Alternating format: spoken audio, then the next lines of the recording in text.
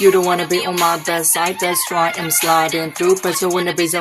me three if I was you. ဒီစာပြောချင်ပေမဲ့ကောင်းမှတွေးမရပဲပြောမထွက်တာဘာတူလဲ။ပြောတာကြောင့်နားလည်းပြောကိုပြောမဲ့လက်ချပြောမထွက်တာဘာတူလဲ။အင်္ဂလိပ်စကားကို motion နဲ့ပြောတတ်ချင်တယ်မလား။လာခဲ့နီလန်ပြောပြပေးမယ်။လက်ပတ်တစ်တစ်ချက်ကပါလဲဆိုတော့ Google Assistant ဒါမှမဟုတ် Siri သိကြမယ်လို့ထင်ပါတယ်။ဆိုတော့အဲ့ဒါကဘာကိုဆိုလိုချင်တာလဲဆိုတော့ကိုက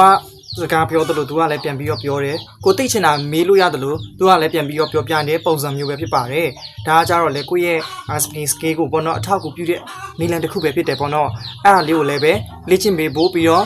လိုက်ပြီးတော့ပြောကြည့်ဖို့အတွက်တိုက်တွန်းချင်ပါတယ်7 minute တစ်ချက်ကပါလဲဆိုတော့ Friday conversation ပဲဖြစ်ပါတယ်လေလို့ကိုလက်တွေ့ကြပြောစကားပြောမဲ့အချိန်ကြလို့ရှိရင်ပို့ပြီးအထောက်အကူဖြစ်အောင်လို့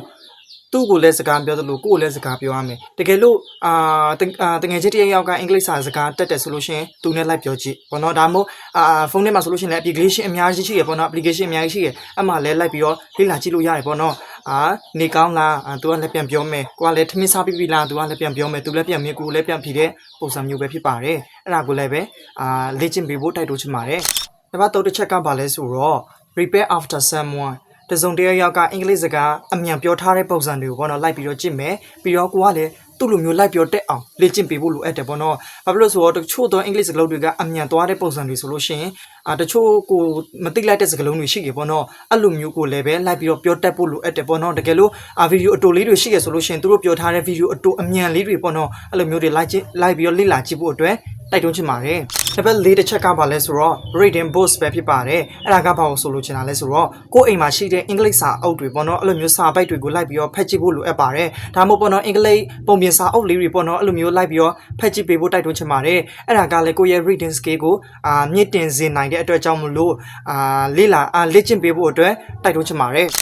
နောက်ဆုံးအနေနဲ့နံပါတ်5တစ်ချက်ကပါလဲဆိုတော့ short sentence တွေပဲဖြစ်ပါတယ်ဆိုတော့ short speaking sentence တွေကိုလိုက်ပြီးတော့ကြိုပြီးတော့ဖတ်ထားခြင်းအဖြစ်ကိုလက်တွေ့ကြုံလာတဲ့အခါမှာဆိုလို့ရှိရင်ကိုဖတ်ထားတဲ့စကားလုံးတွေနဲ့ပြန်ပြီးတော့မမိတ်နိုင်နေပေါ့နော် short speaking sentence တွေလည်းပဲ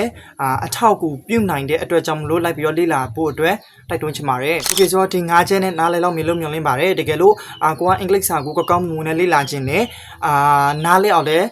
လေ့လာခြင်းနဲ့ဆိုလို့ရှိရင်ကျွန်တော်ရဲ့ဒီ page မှာလာရောက်ပြီးတော့လေ့လာလို့ရပါတယ်တကယ်လို့ကိုကအင်္ဂလိပ်စာကိုဝါနာပါတယ်ဆိုလို့ရှိရင်ကျွန်တော်ရဲ့ဒီ YouTube channel လေးဆိုလို့ရှိရင် subscribe လုပ်ပေးခဲ့ဖို့ပြီးတော့ကျွန်တော်ရဲ့ဒီ Facebook page လေးဆိုလို့ရှိရင် follow လုပ်ပေးခဲ့ဖို့ပြီးတော့ TikTok လေးကိုလည်း follow လုပ်ပေးခဲ့ဖို့တိုက်တွန်းချင်ပါတယ်ဆိုတော့ TikTok မှာဆိုလို့ရှိရင်short video လေးတွေနေ့စဉ်နဲ့များတင်ပေးတာဖြစ်တဲ့အတွက်ကြောင့်မလို့လိုက်ပြီးတော့လေ့လာပေးဖို့တိုက်တွန်းချင်ပါတယ်အခု video ကြည့်နေတဲ့သူအတွက်လည်းပဲအထောက်အကူပြုမယ်လို့မျှော်လင့်ပါတယ်တကယ်လို့ကိုယ့်အတွက်အထောက်အကူပြုတယ်ကိုယ့်အတွက် message ရတယ်ဆိုလို့ရှိရင် comment မှာ yes လို့မှတ်ခဲ့ပေးပါနော်ဆိုတော့နောက်ထပ် video မှာပြန်ဆုံမယ်နော် bye bye